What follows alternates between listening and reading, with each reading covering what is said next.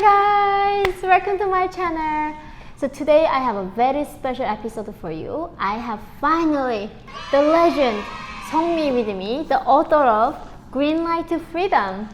I actually got to read this book earlier this year, and once I got it, I couldn't put it down. So I was really hoping you could come to America. Thank you so much. I know, finally you're here. Right. Welcome. Thank you so much. Is this your first time to New York? It's the second time, but the first time it was just across the street, and that's it. So you were getting to see the city for the first time for real? Yes, that's right. Wow. So I'm excited.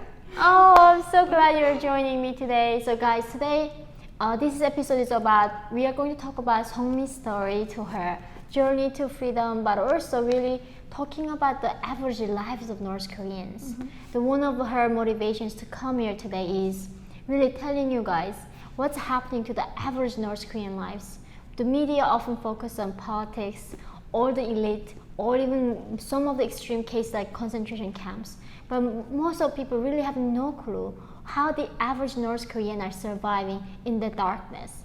So I hope that today this video can highlight that and really help you to understand how under the same sky how some people are living there. Yes. So Seongmi, I'm sure a lot of people are gonna love to read this book. So I hope so. I know. So let's start from the beginning. So a lot of defectors go through these traumatic experiences, and most of them actually try not to even think about it ever again. Like they want to forget it, they want to close that chapter, and then they want to move on. But of course, when they say move on, they can never truly move on, right? It's all in your, in there. It's not coming out. And you chose this path of going through counseling to heal your trauma. That's right. And I heard that led to this beautiful book. Yes, So how was that process for you? Okay. I was really having in trouble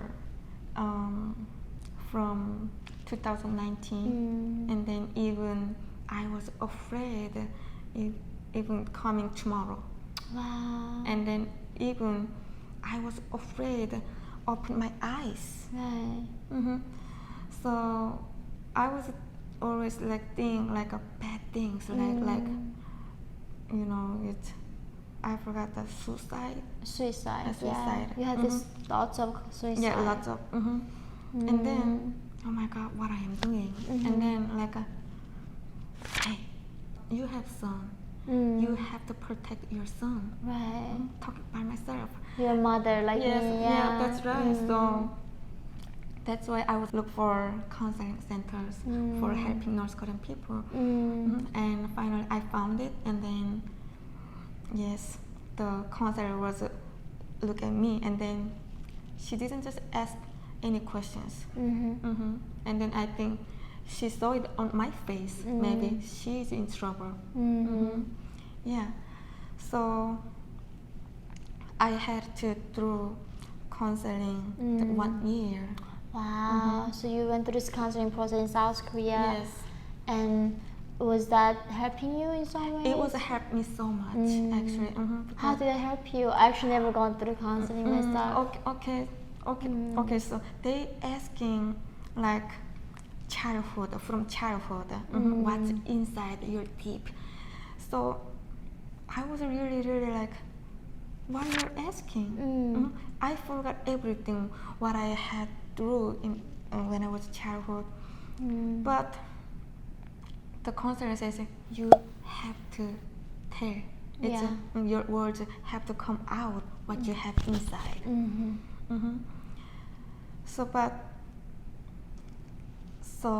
She was waiting for me a long time, and then finally I was telling, and then actually they gave me so many questions about what was a family for you, what is a father is for you, what is a mother for you, and then but if I saw that questions, oh my God, it's really just tears just come out, and then just the father to me is a scary man. Yeah. And the mother is like a love or hug. So, but and then it helped me a lot to understand my mom. Yeah, because I knew my mom escaped because of the money, but it is not easy to come back to South Korea, Right. of course. Yes. So yeah, and Wow. then it helped me like open my mind out. So that's why this book also is. I think I can write it. We were finally able to talk about it. Before it was not me. It a smile. It was a fake smile, not real smile. So the counselor told me that you are living fake life now. Wow. Wow. You are just look happy. Your smiling is beautiful, but your smile inside has something. So you have to come through out everything. Then you can find yourself. And then after 1 year, finally. Wow. Yeah. You saw the light at the end. That's And I also, even while writing this book, even after the counseling, you thought maybe you healed. You Yes. still found the places that you were not completely healed. Yeah, that's right. And how did you overcome that? Okay. I thought everything is now I heard now, so I thought everything is fine. But during the writing a book, it still, if when I'm talking about childhood, still I'm getting frustrated. So I realized that still I'm not okay. But I have to talk out. Right. If I want to get better. Yeah. So so we decided that okay, let's finish it. Right. And after this, I feel like Okay. it is grateful because the experience in North Korea it's I think it's nobody can get that experience, right? Right. So and also we cannot pay for that. So, For sure. For sure. yeah, that. so I feel grateful that I can experience in North Korea and out of North Korea, and now here we are in New York City. Right. So I think today it's grateful for everything. I think you're the maybe only few people in the world can feel what I feel like. You feel like you live 1,000 years now. You feel like you had such a That's long right. I life, think, right? yes, right. Yeah, I think that most of people wouldn't understand that. So when you were writing this book, I heard that you had an amazing co-author who helped you through this whole process. Yes. So how did you came to meet? I know I'm a good friends with Casey himself. How did you meet each other? Okay. I met Mr. Casey during when I am in trouble, 2019. Oh wow. Yes, but at that moment, it was I had to find the reason that I can alive. I need to alive. If I found what I wanted to do, it maybe it can save my life. Oh. And so I wanted to learn English. Oh. That's what I wanted. So I was I heard it before that one of my friends was taught me about TNKR, and then but she didn't. TNKR stands for Teach North Korean Refugees English, right? Yes, that's right. I went through the same program. But she didn't give me any information about TNKR, so I was searching for Instagram that TNKR, and then just on the top was Mr. Casey was there. Yeah. Said I texted him. Oh wow. I texted him. I'm North Korean refugee. I want to learn English. Yes, and then actually he didn't message me, but yeah, he said that he was in the USA, so flying to the USA. So after maybe few days, he gave me message. So you can fly the email to TNKR. Yeah, but I already applied TNKR, but there's nobody answers. So I just keep messaging him. Yeah, so that's why how we met. Wow. And yeah, so I was a assistant teen care, and during the working time we have eating time, and then we talking about it, so my life. And then the Mr. Case told me about that your story has some book is there, and then how about you writing a book? And then I said my story is so sad, and then so normal, and then my life, I didn't born in elite, I didn't part of in the North Korea, so, and also I have to ask my mom first, because still my family is Left behind. Yes.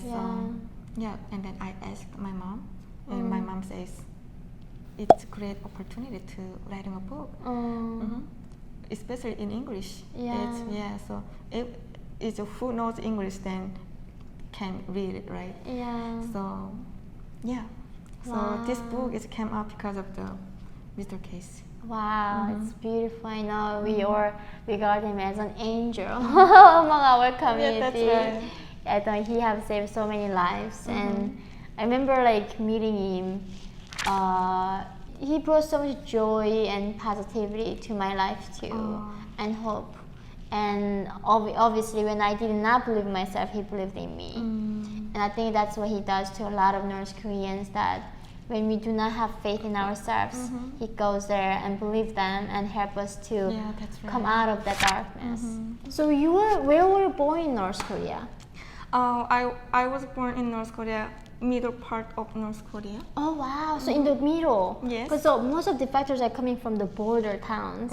Yeah. But you're born in the middle of the country. Yes. So it was which means it's more difficult get into border. Right, and I'm sure it's harder to even get outside information as well. Right. That's right. So I didn't know any of other countries. Oh, so you didn't know information. So I couldn't hear that any other information. Did you know like what continents were, like Africa, Europe, Asia? No. No, right? Oh yes. wow.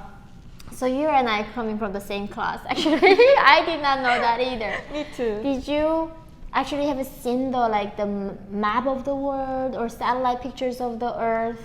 No. No, you did not. Yeah, I did not. Yeah. So did you go to school? Actually, I went elementary school only for 1 year. 1 year. Wow. Okay. And what do you remember from like going to school in North Korea? Actually, I couldn't remember anything from elementary school, because at that moment was really hungry. So I think only just studied just Korean, just basic Koreans, and just all the thing was what can I have dinner for tonight? Right. So even we couldn't think about the lunch. Yeah, so that's also I couldn't remember anything about. Just all I remember was it was a food. was looking for food. Right. Wow. I think a lot of people just like wonder, like, because we are going to talk about the average lives in North Korea, right? Yes, that's right. Besides the politics, besides all those the highlighted issues. Yes. What I heard is the worst thing that you experienced in North Korea was not seeing the public execution. Rather, it was like a self-criticism session. Yes, that's right. Why was that so like worse for you than like seeing the actually people getting shot? Okay, I was a student, and I was living with my aunt, but my aunt always saying that you can go instead of me. You can just there's all adults was there just once a week. They're meeting, and then they're having self-criticism. But I had to go there because my aunt, she doesn't want to go there.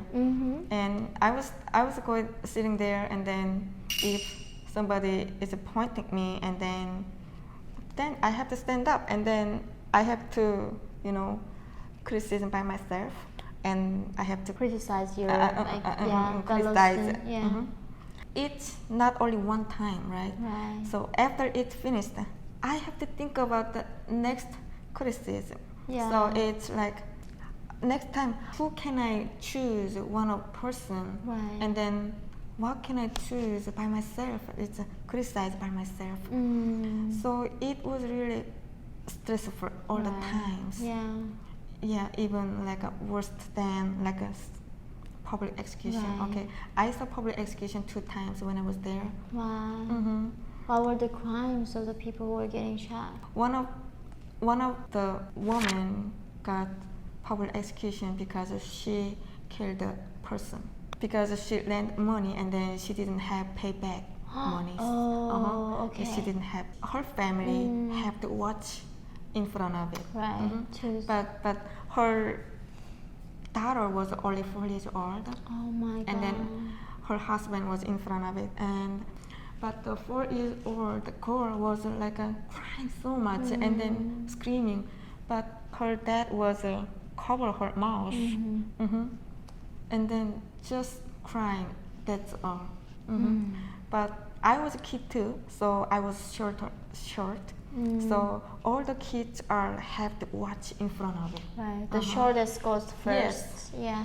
You sit by the height, and Yes. the elders go in That's the back. right. But I was carrying my cousin.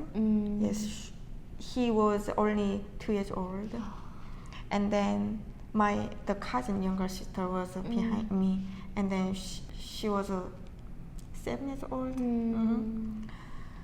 Yeah. So Do you think those 2 years old knew what was going on? I just covered his ear.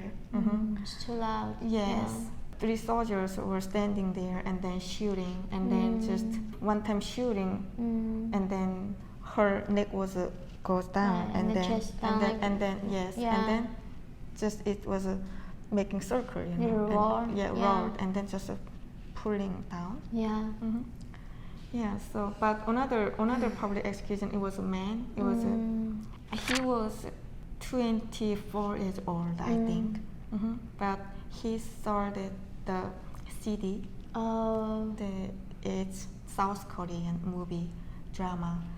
So that's why he got public execution. Right. Yeah, and then they say that if you do like him, if watch or selling those things, you will same thing. You will have public execution. Right. Yeah. So yeah. Wow. What a horrible system that is. That's is right. that like to a young child? I still remember going through the same thing.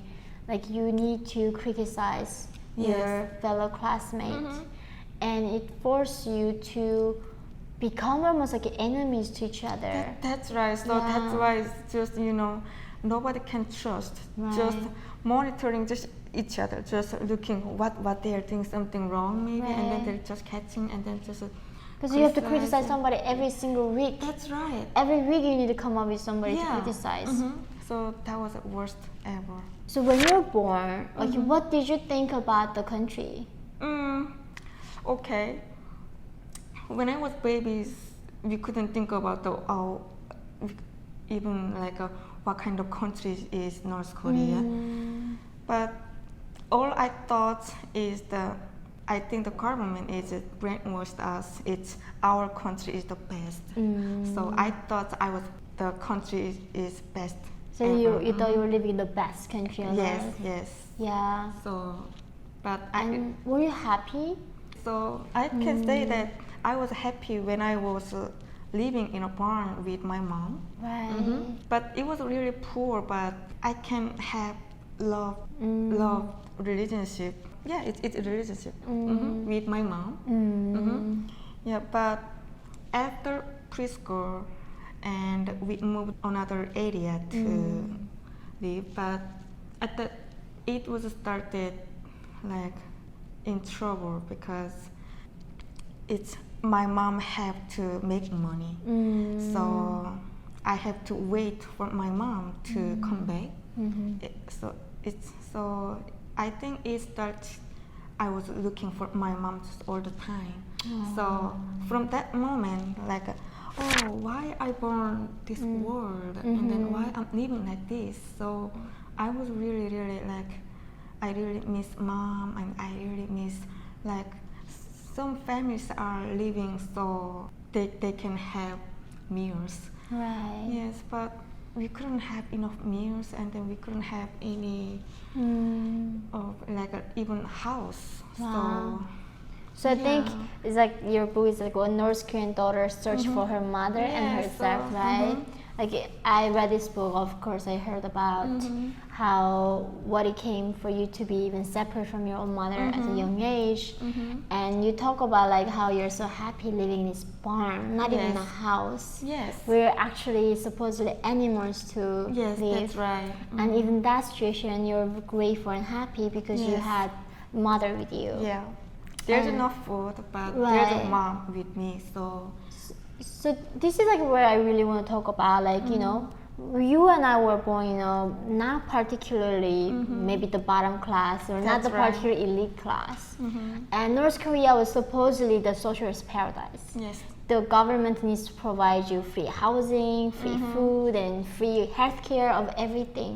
So was that barn provided by the regime, or how did you end up living in a barn? Okay, so when my father and my mom got divorced, we couldn't, we cannot just move to another area because I think the government doesn't allow. They to, restrict the freedom of yes, movement. Yes. Yes. So we have to wait like a few years to. So that's why, but right at that moment, my mom didn't have a house. So she was asked the team leader when she were working area. So she was asked, I can't move right now another area, but I have to still, she have to still work there. Right. So then, where she can live. So I think just a few days was we lived in hut. Oh wow. And then because the barn was it was looks like a just animal house. Right. So we have to clean up. So it took I think a few days. So after that, yeah, that's why we started living there.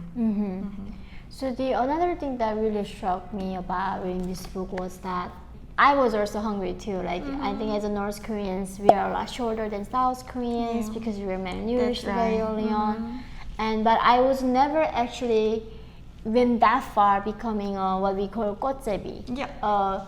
It's I Homeless. think like homeless child. Like in North Korea, there are like I think hundreds of thousands of children on the road, on the Yes, train station, that's right. trying to find any scramble of bread, right?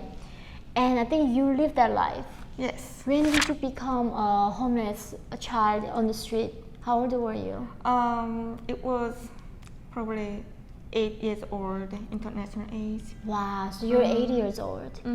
And this is the thing, like, you know, we are now living this comfort life. And when I look back how I lived in North Korea, a lot of times I don't know how I actually survived. If I actually go back as an adult, I don't think I could even last for 1 week. That's right. Right? But when you're a child, like 80 years old, you don't have your parents, you're on the streets and trying to Yes. find food. Like, how did you survive? I mean, I didn't know like how can I get food from others. Just I was look at the other homeless, and then they're trying to make dirty their face, and then it looks more poor. But I couldn't do that kind of things because I didn't like these things like get dirty my face, and also my mom, she didn't want it. So I was standing just when the train stops because of the electricity. Right. So when people just eating their lunch or and then just we couldn't say I couldn't say anything, just and then stand there and then just behind them and then looking at them, and then just and then just they ask, are you want some food? And then I said just shake my head. You just nod. And they just give me, and then I just run to my mom and then share with my mom. Wow. So this is another thing, like a lot of people like really don't understand when we talk about train stations, why would homeless always go in train stations? This is where people move around, and there's often electricity outage, right? So trains stop out of nowhere in the middle, Yes. and people stand there, have to wait for sometimes even days to wait for the electricity to come back. And that's when people have to like start eating, and the vendors go there to sell their food. And I think that's where you were surviving your life with. Yes. Yeah, so with all this like horrible situation, you're continuing to live in like life in North Korea. And what I think was also shocking to me is when your mother initially escaped to North Korea first, right, to find some food and she wanna make money. Yeah, and promised to come back to you. Yes, but she didn't tell me that where she will go. Right. I think this is like what it's like when I escaped, I also couldn't tell my father that I was going to China because I got caught. Yes. And then they're gonna torture me, right? Yeah, and then if I tell them I told my father, then if he didn't go report on us, he would get punished too. That's right. So a lot of North Koreans cannot talk to their family members because of this punishment. So how long were you waiting for your mother, just not knowing where she went? I think 2 years, because she said that she's gonna come back just 1 month later. That it's October 10th.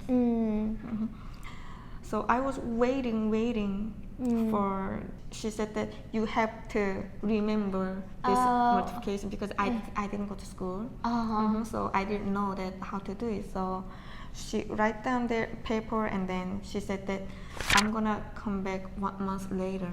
So you have to memorize it, and then when I come back, I will be testing you. So I was really work hard, but she didn't come back after one month. But it's the 1 year, after 1 year, and then 2 years. I didn't know where she was, but she sent it to us the letter. But it was from China. Oh, so she escaped to China and then she reached out back to you through the broker. Yes, so the letter from China, so we are surprised because it's nobody's in China, and so we thought maybe our family members, maybe we don't know, maybe they found us, but it was my mom. But from that moment, I got monitored from the authorities, from neighborhoods. Yes, so that's why we know that my aunt and I know that okay, my mom is in the China, and yes, she said that she's gonna come back when she have enough money. Oh, so these 2 years going past, right? And you couldn't even go to school, and you're helping your aunts and like almost working as a slave for the family and in order to survive in the family. So during this time, did you actually have any exposure to like the foreign information or watching about the foreign world? No. So you had no exposure? Yes, I never. Wow, so you had no clue there was like the outside world existed? Yes. Besides North Korea? Yeah. And so during this time, what did you think about the North Korea you're living in? You didn't even think about it. It didn't occur to you. Yeah, but I mean, I was really worried about my mom because my mom I knew that my mom lives China, but I was worried about is it there has food? Oh, you were not sure that China was richer than North Korea? Yes. So even when I'm eating the sweet potato, my mom can eat this. Oh. So at that moment still, I didn't know that how poor in North Korea. So you thought it's so funny. Yes. But North Korea, you're sitting in North Korea, impoverished, and you're worrying about your mom not having food in China. Wow. So you were like really blank slate, like you had Yes. zero clue Yes. what was happening. Did you ever, so now it's so ironically, we are like sitting in New York City in Manhattan right now, right? That's right. In the land of American bastards. Did you ever see a picture of Americans? No. Did you see that like the school posters like me? No. You didn't even see that? Yes. Did you know what Americans were? Yeah, I know. I knew because the North Koreans is when they have celebration day, they're just playing game that enemies, North Korea's enemies, burn the effigy, right? So I knew with Americans, but I knew only that enemies. Only do you know that was enemy because Yes. that's what the regime told you. Yes. Wow. Okay, so this is another thing that like really occurred to me. So when your mother first time reached out to you to ask you to escape, was how old were you? 14, is it? Okay, 14. So this is where the thing. I escaped when I was 13 years old, and I escaped without even anybody's invitation. Like I was so desperate to get out. I was so like hungry, and then your mom reaches out to you multiple times, and you decline multiple times that you don't want to escape. Yes, that's right. And I was reading your book like, why lady? Just go with her. Like, why don't you escape? And this is what I was so curious about. Like, what were you thinking? Okay, I can tell you Uh-huh. the reason because I didn't know outside of North Korea. Okay. Because I didn't get any information. So you thought North Korea was good? Yes, but I knew little about the China because. But my aunt and uncle warned me that if you go to China, you're gonna be sold to men. So my aunt and uncle was warned me that I could be sold in China. In China, as Yes. to be sold as a like sexual slave. Yes. Yeah. So it was scared. Of course. But Yeah. they knew about that. Like at least your aunt has some facts about China, so Yeah, they were because- not lying to you Yeah, actually. because neighborhood was one of lady was being in China. And then she got sent back. She got sent back. And then she was telling people that how she was sold in China as a sex slave.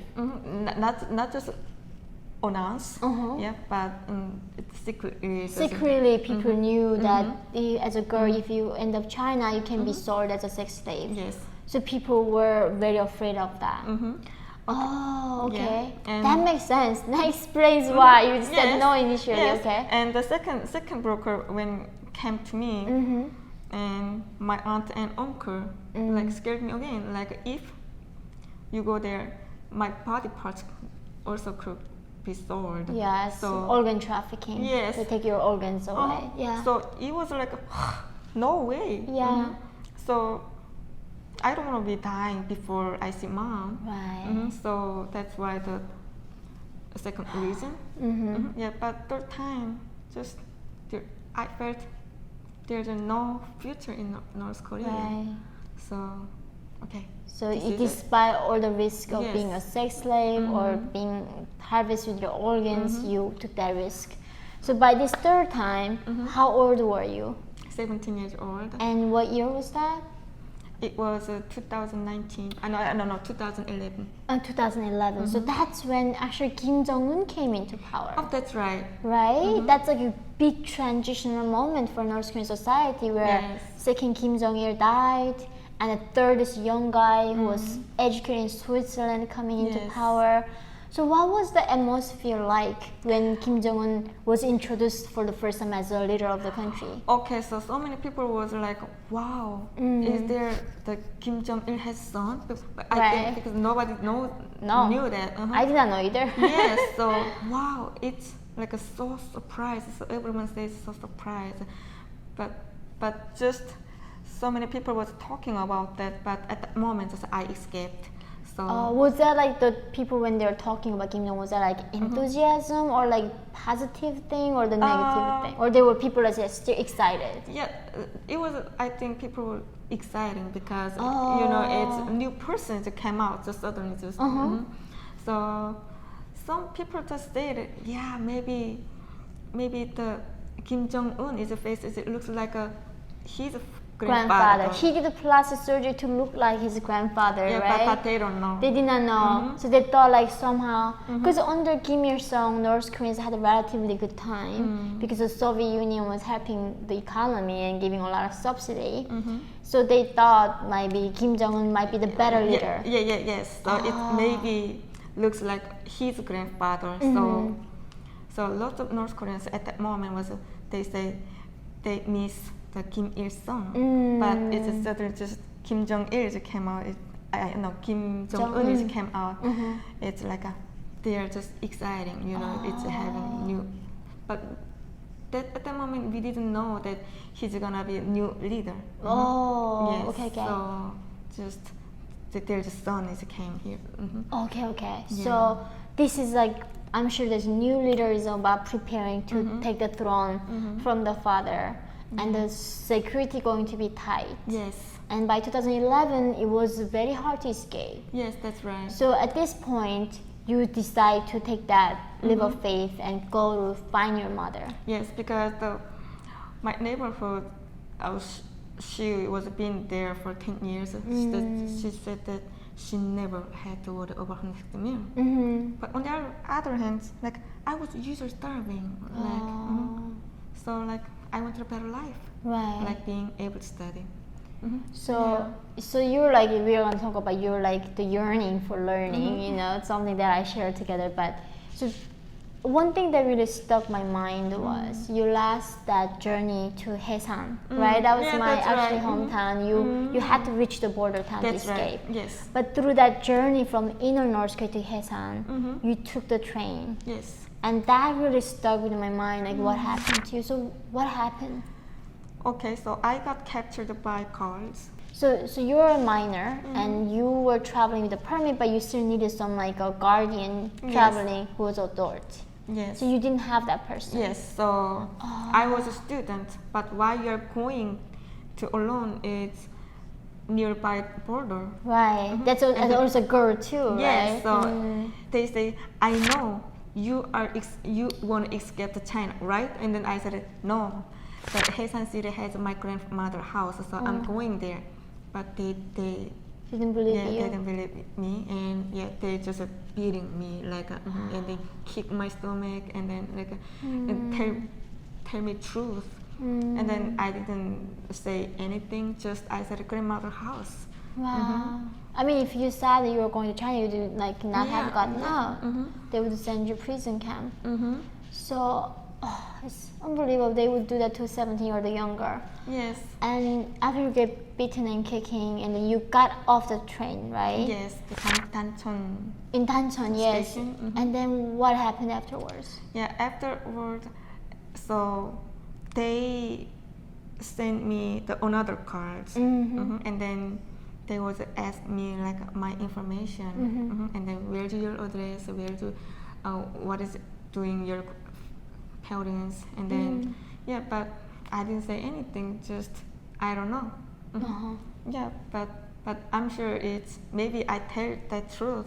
Maybe my aunts and uncle maybe got tortured. Right. So I couldn't tell anything, but okay. So one was table was like this, and then we sit across, and then there was 3 guards there, but 2 guards just went out smoke, but the one guard was just touching my hands, and then he was trying to arrest you.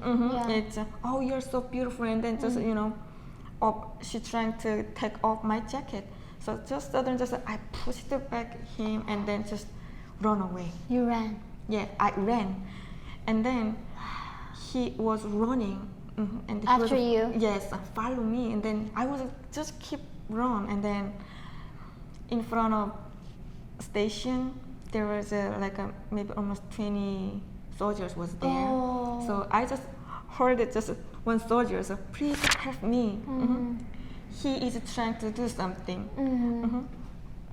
And then the soldier says, excuse me, sir, and then what's happening? And then he says, no, she had to go to her house, and then talking about something. She have to we have to catch her. Yeah, but the soldier says it's okay now. So he did it like, but she got scared by you. Right. So he was protect me, and then after that, just the guards went to his office, and then he was asking me, where are you going? And then yeah, I'm going to grandma's house, and then but just I didn't have protector, is it? Yes, so I got captured, and then now I don't have any monies, and I need to call back, and then he just give me money, some coin, and yeah, I called the broker again. Do that. So this is really like in the most horrific situation where you get but molested by this thing. You get like you get kicked and beaten, and there's still some kindness that you didn't expect to happen. This like you nowhere a soldier on the street protect you and then give you money so you could reach out to the broker. Yeah, and also like I have to change my style, everything. You know? So I cut my hair and I changed the jacket, and then I went again. Went To back Haesan. To Haesan. So that time you succeeded. Yes. And so here is another thing that I learned a lot about your book was I escaped in 2007, and still relatively the moral of the country wasn't as corrupt. And when you depict that image when you go to Haesan, and this broker literally risking his life to help you to go escape North Korea, and he's like a drug addict, right? And I was like, it's unbelievable like how the society doesn't have any hope that people falling into this kind of things. So was that a common thing in North Korea when you were there, like people like using drugs and just a hopeless situation? Yes. It's you were using the meth, right? Crystal meth, like ice, right? Ice. Yes. Yeah. There's at the time was like a lot of people actually Doing the crystal doing meth. that. Yes. So the regime punished the people even a little bit of escape or a little bit of dissent. They punish you so severely, but they do not punish you when you do the drugs. But I saw that broker was doing that, but I didn't know actually. I thought it was a smoke.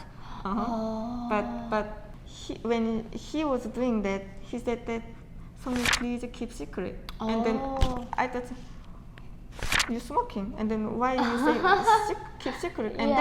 And then he said that, "Oh, then no problem." And then I realized that that's something illegal things. Yeah, so it's people doing like a secretly. So this is a secret thing.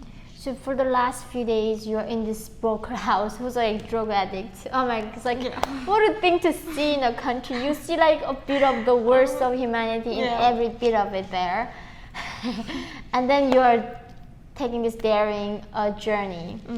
So what month did you cross the Yellow River? It was March 19. March 19th, and was the river frozen by then? Yes, it's some of place it's Unfrozen. unfrozen, and then some place it's melting. Yeah. So it was mostly dangerous. So were at that you moment. ever like got into water? Or you Yes, you did. Oh my god, that's so freezing cold too, and the water waves so high. Yes, and then it's like it felt like 1,000 knives are stabbing me. Yeah, that's like how it feels when you soak in that frozen water.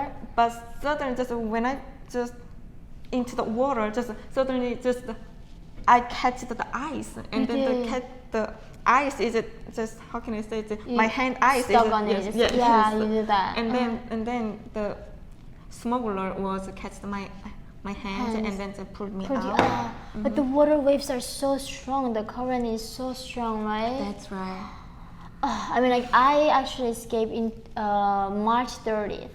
So March 30th. we had to go across lots of hills to find the one that had the least sunshine. So it's like Unnan Meret, right? So I was afraid to Unnan Meret and then like go in, but thankfully it didn't happen to me. But that's like so that happened to you. Yes. And so once you crossed that frozen river into China, and did you finally see your mom? No. No, your mom was not there. Yes. Okay. So before across the river, when I was Haesan, and then my mom said, "You wanna meet me after across the river," and then I was believed. But when I across the river, still no one was there. So we have to wait broker to come pick up me. But it was really difficult because it was not easy to calling broker because there was no Signal. Yeah.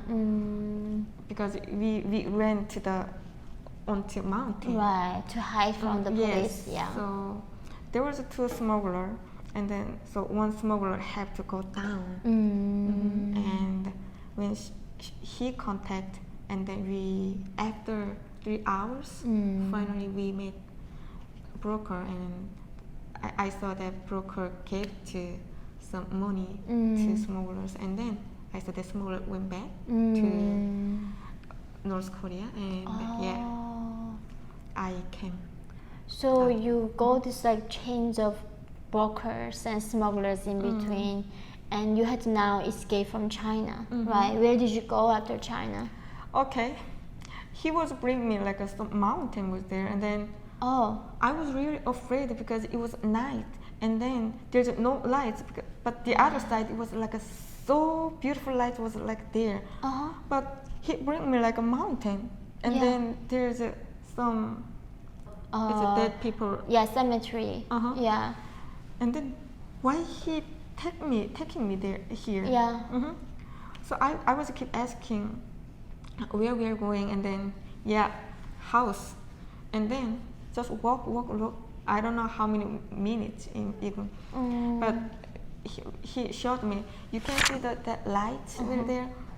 We are going to there, so that is it. We are going to arrive there. So I was follow him, but still I was scared because when I North Korea, I heard something like about China. Yeah. Human traffickers. Yes, Yeah. So, but it was afraid. But finally we arrived, and then there was another woman was there. Yeah. So I was like, finally, I think I'm you're safe. Yeah. Yeah. The next day was he took me another broker. Right. And then just another broker took me like another part. Like, yes. So I think that's where also it stuck with me that you met this lady in that almost shack, in the out of nowhere, and her fate was about to be sold as a slave. That's right. And you even though your journey was very dangerous to reach freedom, but still you had chance to be free. Yes. And you were going to see your mom. Yes. The saddest thing was she said, I'm lucky. Because why am I lucky? And then she said that because you have mom. And your mom is rescued me, rescued you. And then I thought, how about you? And then she said, I'm waiting being sold. That was really like, is it? Yeah. Yes, so it was really like, just, we couldn't say anything, just hold together. And then just, we hope we can see in the future. Yeah. And then just good luck to each other. But yes. Oh wow. It was really, I know, like I just keep reminding my like own personal journey through all of that. So with all this, you eventually escaped to Thailand, right? And then you arrive in South Korea, and finally reuniting with your mom for after how long of separation was that? I think 6 years. So 6 years. Yeah, but 6 years, but we see face. But before he and she escaped, I was still living with my aunt. So living together is like almost like 8 years or 9 years. 9 years having lived with your mom for that long. And since you get to South Korea, I think that made me very like so happy was how you had this like a hunger for learning and knowledge. And where do you think that came from? Like, how were you so always hungry to learn? So when I was in North Korea, I really wanted to study. But after I arrived to South Korea, my mom says, you have to learn. You have to learn like so many things, like, you know, it's Learn the continent. Yes. What is Africa, yes, right? but I mean, like, I didn't learn anything. Yes, just it was hard to survive there. But my mom says, you have to keep learn for everything. So yes, it was really stressful for me. Oh, so Yes. you arrived in South Korea. I mean, before even you embrace full freedom, there's a huge daunting task of adjusting and learning, catching up with the rest of the world. Yes.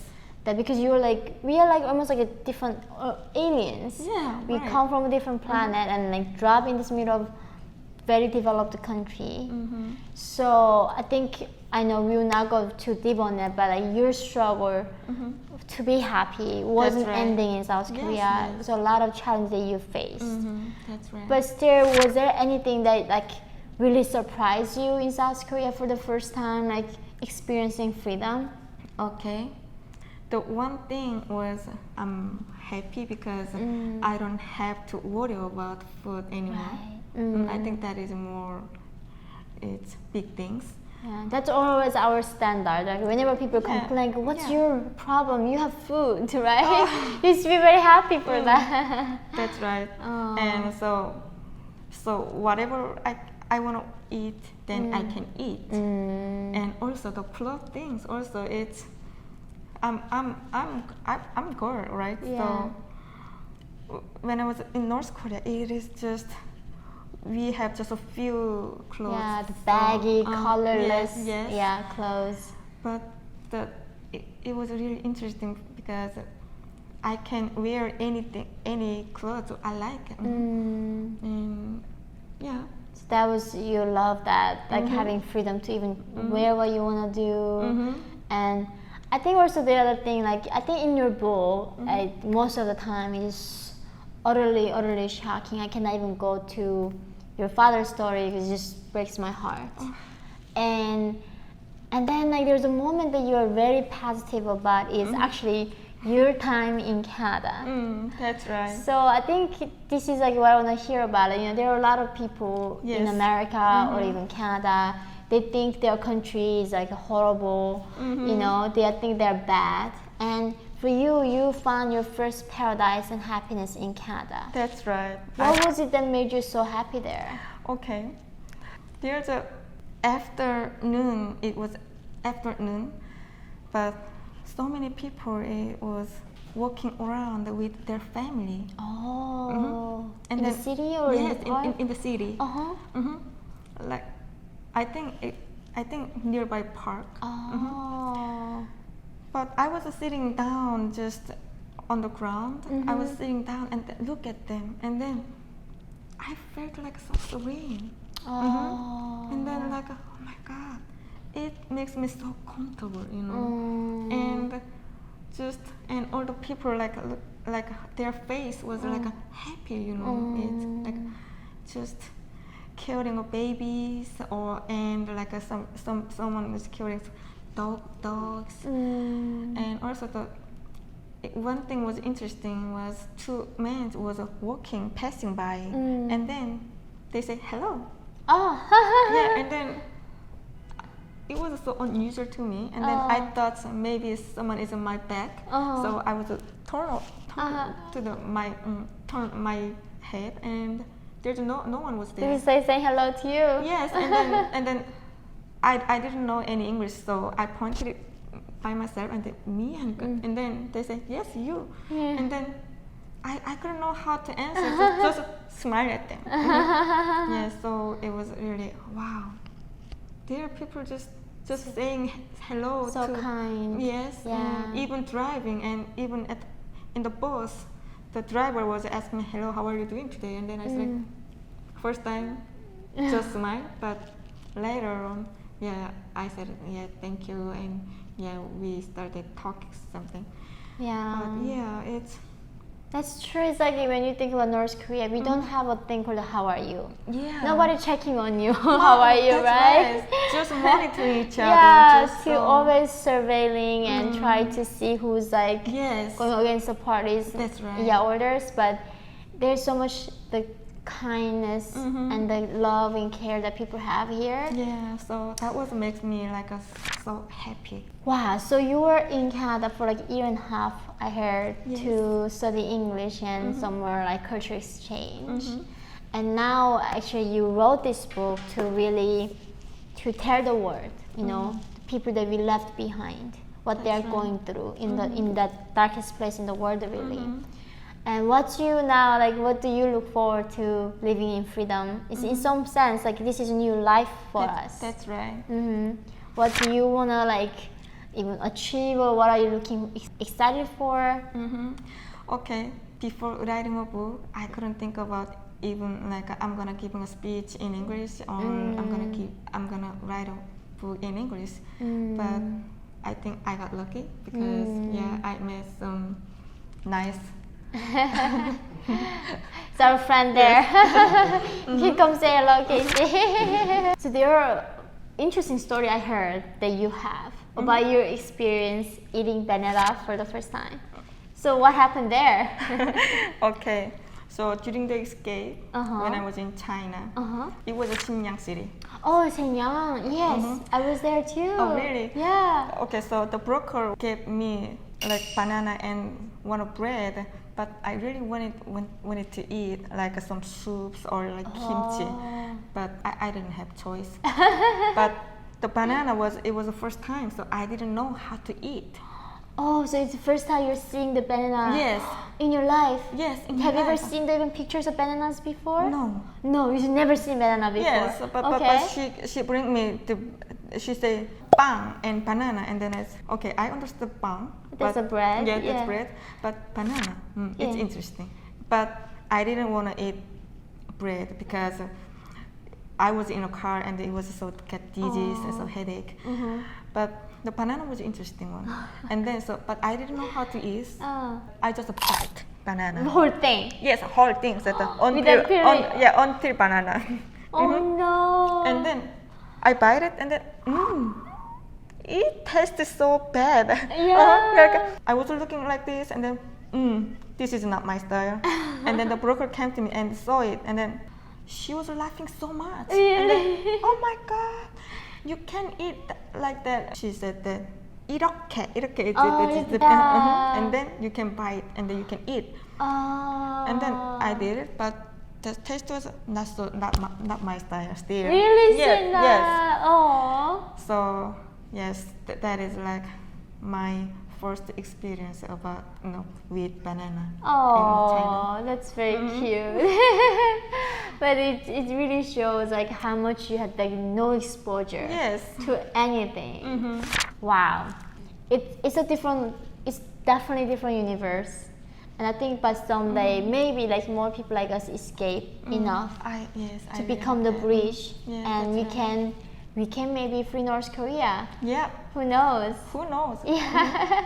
Who knows? So what are the things that what are the like surprising things that you found about like talking to Americans?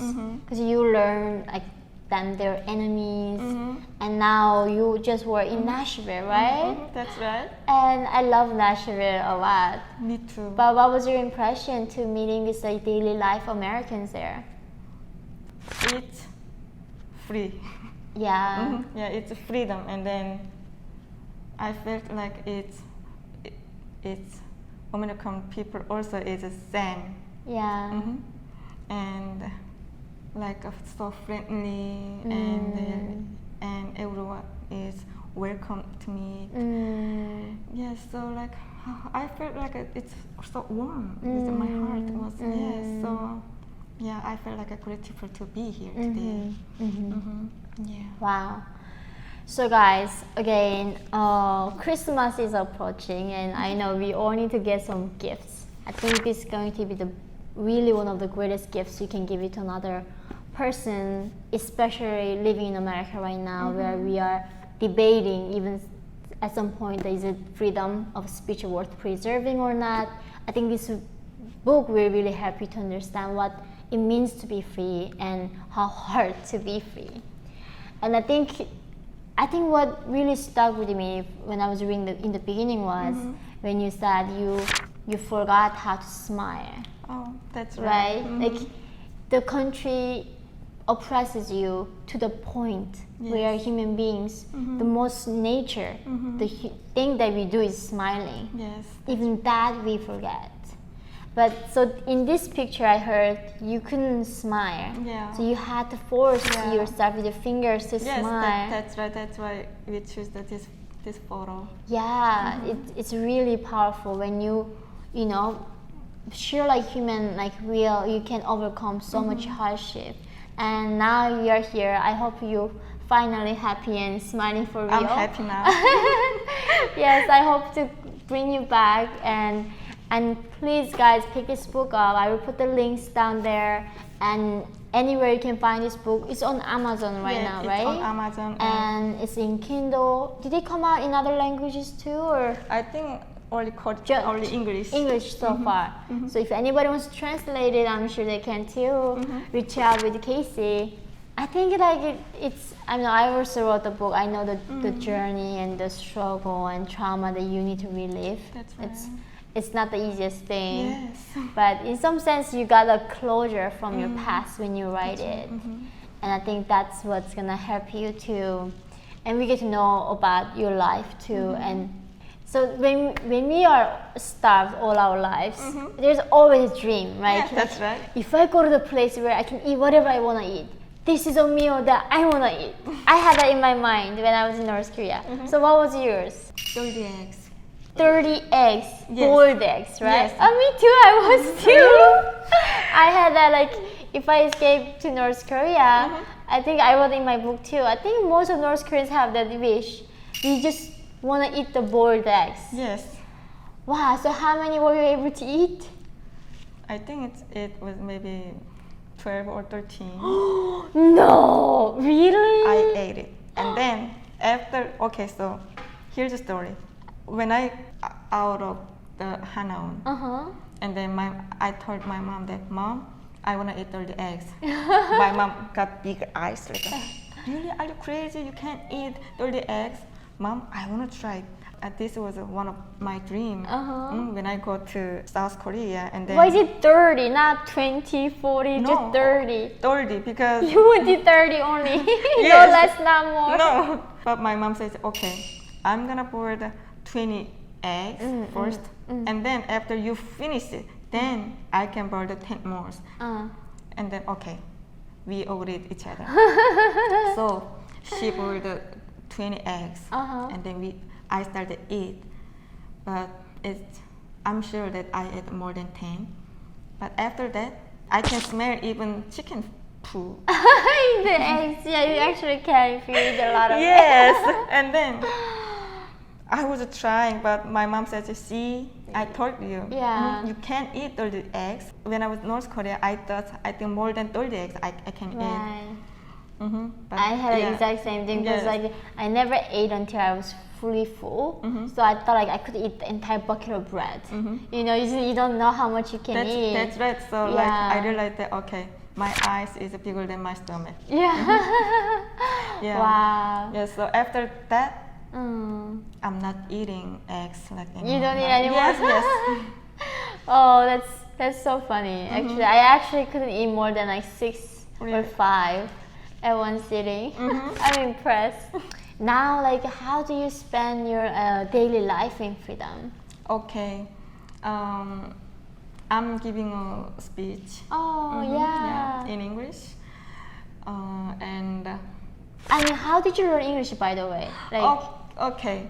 Earlier I said I was studying in Canada, and then after that I came back to South Korea, and then 7 years I didn't talk in English, Right. so I forgot everything, you know. Oh. And then I found the tea in Korea, Yeah. 2019. Oh. And yeah, because I wanted to learn English. And yeah, and then I think it was easier because I was speak English a little bit. Yeah, when you I- had the prior yes, exposure to yes, it. Yeah. So, yeah, so, and also during the writing of book, I learned a lot. I think. You I think improved a lot. yes, I think my English improved during the writing of book Right. with Mr. Casey. Yeah. And I'm going to university. Oh, you are. What are you studying? I'm studying social welfare. Wow, that's great major. Yes. Oh, do you actually wanna ever move to America if you have a chance ever? Yeah, of course. Yay! I want you to come here. I think I know because like when you try to come to America legally, it's very hard. That's right. It's it's a in a way that you get punished to live so far away from this Yes. land. And I think whenever I have like North Korean, like my fellow North Koreans over on my channel, it's a really good reminder for the people, especially living in free world, to see how precious their life is. You know how valuable their freedom is. Yes. And like that, like for us, all we dreamed of was having 30 boiled eggs. That's right. I'm so grateful for all the kindness and everything that you guys are showing and all around us. I hope more of you pick up this book, and we look forward to seeing you guys in the next videos. Bye everyone! Bye-bye.